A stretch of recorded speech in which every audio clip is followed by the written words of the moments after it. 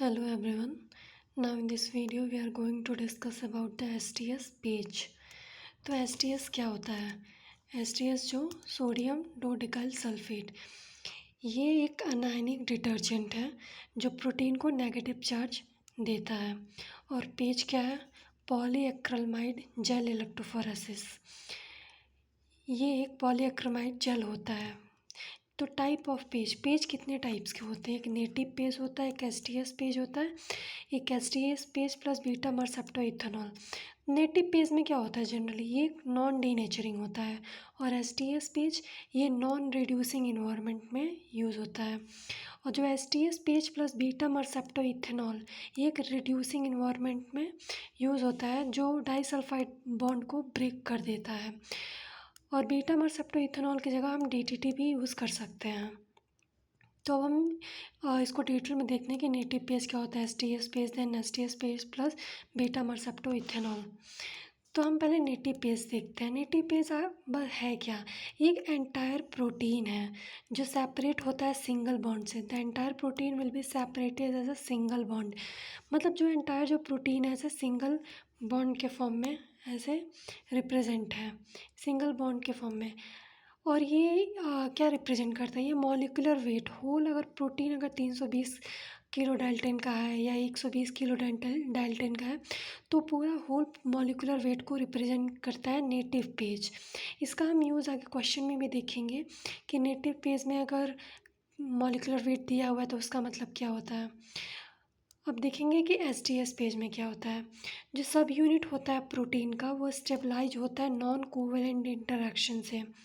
मतलब जो प्रोटीन का सब यूनिट है, जो अगर प्रोटीन का जो सब यूनिट होता है उसको स्टेबलाइज कैसे हुआ? वो नॉन कोवेलेंट इंटरेक्शन के थ्रू स्टेबलाइज्ड हुआ है, जिसको हम सेपरेट कर सकते हैं, separated by the molecular weight. इसको हम मॉलिक्यूलर वेट के थ्रू सेपरेट कर सकते हैं, क्योंकि हमें पता है जो एसटीएस होता है वो डिस्टेबलाइज कर देता है नॉन कोवेलेंट इंटरेक्शन को। तो ये चीज़ होता है एसटीएस पेज में। फिर एसटीएस पेज और प्लस बीटा मर्सेप्टनॉल इथेनॉल डालते हैं तो क्या होता है? तो जो सब यूनिट होता है प्रोटीन का वो लिंक्ड होता है डाइसल्फाइड लिंकेज से।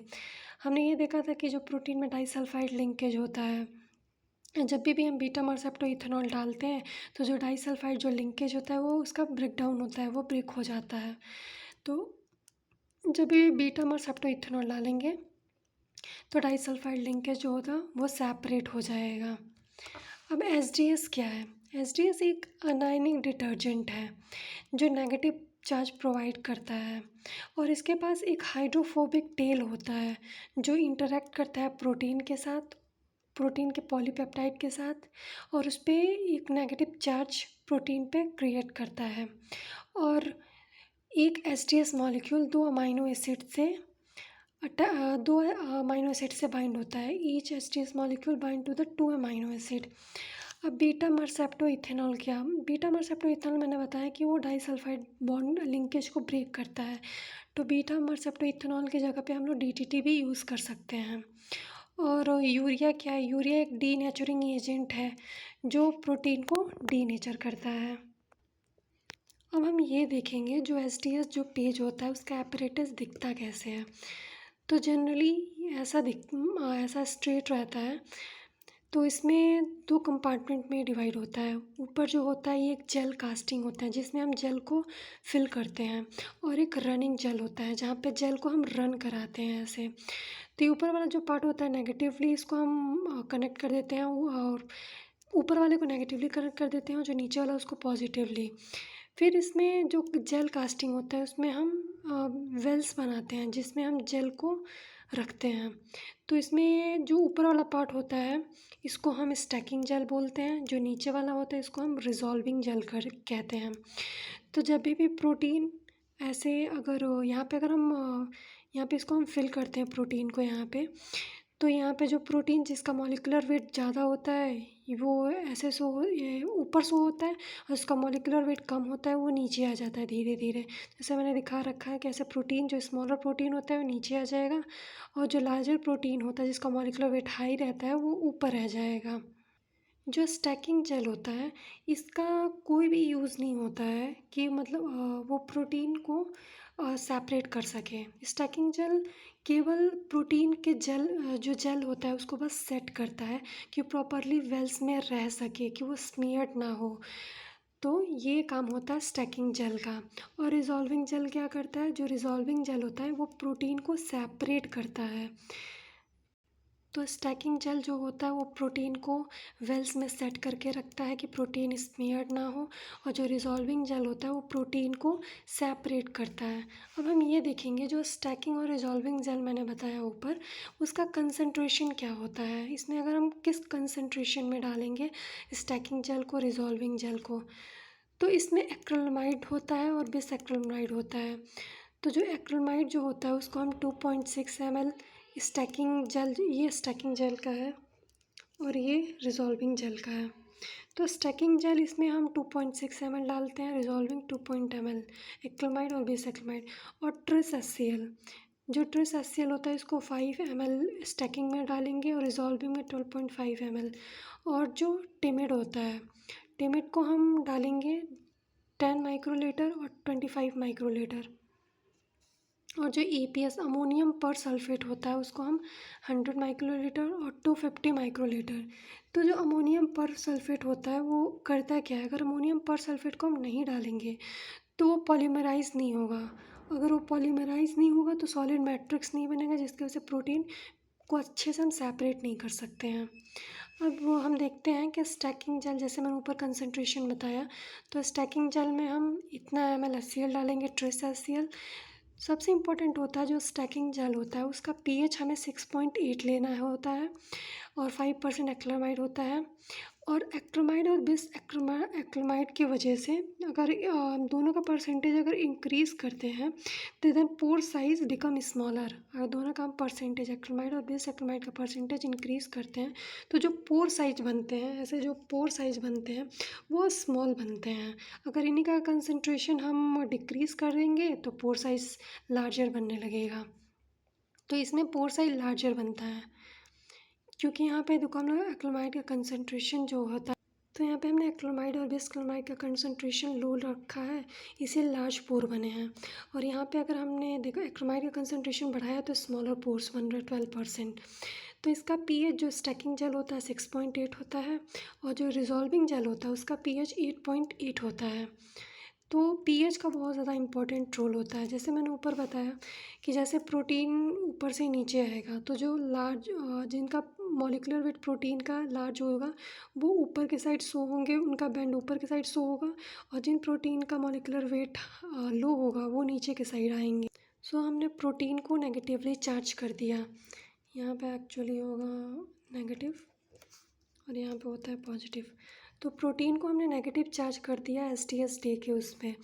तो प्रोटीन जब नेगेटिव से पॉजिटिव चार्ज की तरफ मूव होंगे, और जिनका मॉलिक्यूलर वेट लेस होता है वो सबसे पहले बाहर आ जाएंगे, वो प्रोटीन।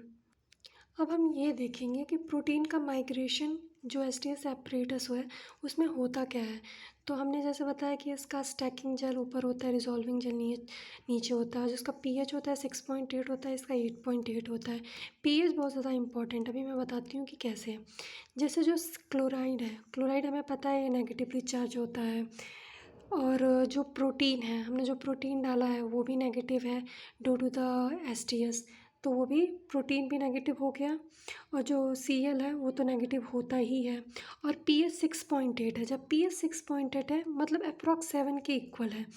तो हमें ये भी पता है कि जो ग्लाइसिन होता है, जैसे मैंने अपनी पिछली वीडियो में पोलर अमाइनो एसिड के बारे में जब बताया था तो ये भी बताया था जो ग्लाइसिन होता है नॉन पोलर अमाइनो एसिड होता है। तो ग्लाइसिन जो है वो नॉन पोलर अमाइनो एसिड है, और जो Cl है वो नेगेटिवली चार्ज है, प्रोटीन भी अभी नेगेटिवली चार्ज हो गया है। तो जो Cl होता है इसका मॉलिक्यूलर वेट सबसे कम होता है, प्रोटीन से भी कम होता है। ये जो मैंने बैंड बना रखा है बीच में, ये बैंड है, ये प्रोटीन है, और ये ग्लाइसिन जो नॉन पोलर अमाइनो एसिड होते हैं। तो ये Cl है जिसका मॉलिक्यूलर वेट कम होता है प्रोटीन से भी और ग्लाइसिन से भी। तो जैसे मैंने बताया कि जो जिसका मॉलिक्यूलर वेट सबसे कम होगा वो सबसे नीचे आएगा, तो Cl का मॉलिक्यूलर वेट सबसे कम होता है तो सबसे नीचे Cl आएगा, फिर उसके ऊपर प्रोटीन आएगा, तो सबसे नीचे ग्लाइसिन आएगा, फिर प्रोटीन सबसे पहले क्लोराइड आएगा, फिर देन प्रोटीन, देन ग्लाइसिन, फिर जैसे जैसे ये नीचे जाने लगेंगे। तो फिर जैसे ही इसमें एंटर करेंगे, जैसे ही मतलब स्टैकिंग जेल से रिजॉल्विंग जेल के तक आएगा, तो फिर इसमें क्या होगा, तो जैसे ही नीचे रिजॉल्विंग जेल पे आएगा तो जिसका पीएच 8.8 हो जाता है। तो हमें पता है कि जब पीएच 8.8 हो गया है तो जो ग्लाइसिन है, जो नॉन पोलर अमाइनो एसिड है, जब इसका पीएच जो आइसोइलेक्ट्रिक पॉइंट है उससे ज़्यादा हो जाता है तो वो डीपोलराइज होने लगता है। तो जो ग्लाइसिन है ये डीपोलराइज होने लगेगा और जो ग्लाइसिन है वो नेगेटिवली चार्ज होने लगेगा। तो ग्लाइसिन भी नेगेटिवली चार्ज हो गया, Cl तो नेगेटिवली चार्ज है, प्रोटीन भी नेगेटिवली चार्ज है। फिर भी अभी भी Cl का जो मॉलिक्यूलर वेट होता है वो ग्लाइसिन और प्रोटीन से कम होता है। तो Cl सबसे नीचे आएगा, देन ग्लाइसिन, देन प्रोटीन। तो ग्लाइसिन एक तरह से एक ट्रैकिंग एजेंट की तरह काम करेगा प्रोटीन को, मतलब प्रोटीन को रास्ता दिखाएगा कि तुम्हें इसी पाथवे पे, मतलब अगर यहाँ पे हमने प्रोटीन डाला है तो इसी पाथवे पे जाना है, इधर मतलब ये अपने डायरेक्शन से इधर उधर ना जाए, जिसकी वजह से ग्लाइसिन हम मतलब यूज़ करते हैं ताकि प्रोटीन को पता चले कि उसे स्ट्रेट जाना है या किधर जाना है। तो ग्लाइसिन एक तरफ से ट्रैकिंग एजेंट की तरह काम करता है प्रोटीन के सेपरेशन। अभी एक मेरे पास क्वेश्चन है प्रोटीन बैंड एनालिसिस, जिसमें जो नेटिव पेज जो होता है, नेटिव पेज में जो मॉलिक्यूलर वेट दिया है प्रोटीन का 240 किलो डाल्टन दिया है, एसटीएस पेज में 60 किलो डाल्टन, और एसटीएस यहाँ पे एसटीएस होगा, STS page beta mercapto ethanol में 60 किलो डाल्टन।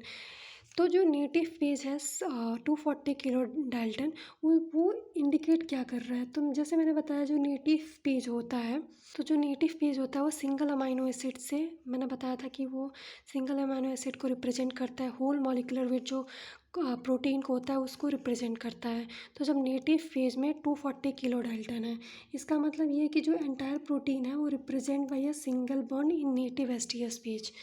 तो मतलब जो मॉलिक्यूलर वेट है प्रोटीन का वो 240 किलो डाल्टन है। और फिर एसटीएस पेज, ये तो इसका ओरिजिनल जो प्रोटीन का मॉलिक्यूलर वेट है वो नेटिव पेज में हम देख सकते हैं कि कितना उसका मॉलिक्यूलर वेट है।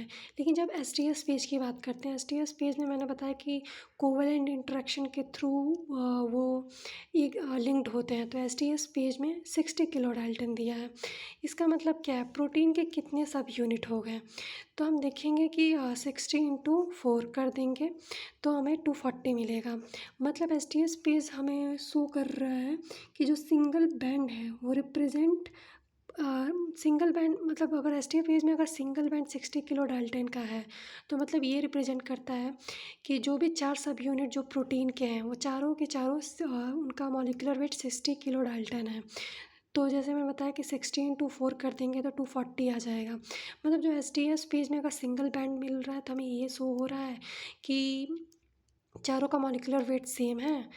और जैसे हम इसको डिवाइड मल्टीप्लाई करके देख भी सकते हैं कि कितने इसके सब यूनिट बनेंगे। फिर SDS PAGE plus beta mercapto ethanol, तो बीटा मर्सेप्टो इथेनॉल हम जब डालते हैं तो डाइसल्फाइड जो बॉन्ड होता है वो ब्रेक हो जाता है। लेकिन हम देख रहे हैं कि इसमें भी 60 किलो डाल्टन है, इसमें भी 60 किलो डाल्टन है। इट मीन्स जो 4 सब यूनिट हमें प्रोटीन के मिले हैं यहाँ पे, जैसे मैंने बताया वो चारों के चारों 60 किलो डाल्टन के हैं। और जो चारों प्रोटीन हैं वो चारों मतलब एक ही साथ हैं, क्योंकि उनके उनके में हाइड्रोफोबिक जो है वो इंटरेक्शन हो रहा है। और अगर एसटीएस पेज में भी अगर हमें सिंगल बैंड मिल रहा है तो इसका मतलब ये होता है कि वो जो प्रोटीन है वो मल्टीमर है, मतलब होमोमर है। सबका कॉम्पोजिशन जो है प्रोटीन का वो सेम है, ये भी 60 किलो डाल्टन, ये भी 60 किलो डाल्टन, ये भी 60 यानी ये भी 60। तो वो होमोमर को रिप्रेजेंट कर रहा है और इनके बीच में कोई भी डाइसल्फाइड बॉन्ड का लिंकेज नहीं है। तो इस तरह हम क्वेश्चन भी सॉल्व कर सकते हैं। So that's all for today, thank you.